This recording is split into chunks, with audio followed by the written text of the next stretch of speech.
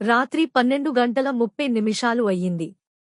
వంశీ అనే software engineer హైదరాబాదులోని మాధాపూర్ నుంచి తన ఊరు షాద్నగర్ దగ్గర ఉన్న చిన్న పల్లెకి బయలుదేరాడు.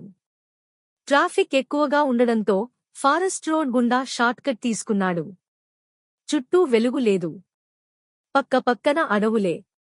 అప్పుడే బైక్ హెడ్లైట్ ఫ్లికర్ అవుతుంది. ఫోన్కి నెట్వర్క్ లేదు. ఇంటిదాకా బాగానే తీసుకెళ్ళాలి అనుకున్నాడు. ఒక్కసారిగా ముందే ఓ బెరడు చెట్టు దగ్గర ఓ చీర కట్టిన అమ్మాయి నిల్చొని చేతి వేయడం కనిపించింది. ఎవరు బహుశా ఏదైనా కష్టంలో ఉన్నారేమో అని ఆలోచించి బైక్ ఆపాడు. ఏమయ్యింది అక్కా అని అడిగాడు వంశీ.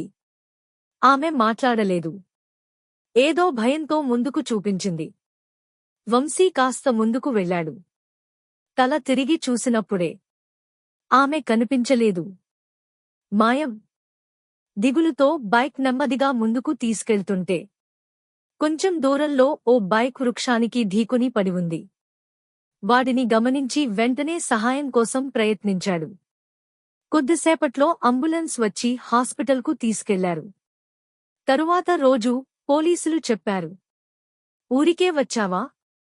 నువ్వు టైంకి రాకపోయి ఉంటే ఆ వ్యక్తి బతికేవాడు కాదు.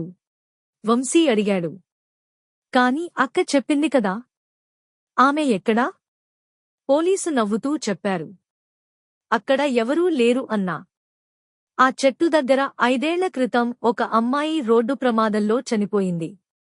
అప్పటినుంచి ఎవరికైనా ప్రమాదం ఉన్నప్పుడు ఆమె కనిపిస్తుందట. నెరుగుదల. కొన్నిసార్లు మనకు సహాయం చేసేవారు మన లోకానికి చెందరేమో కూడా.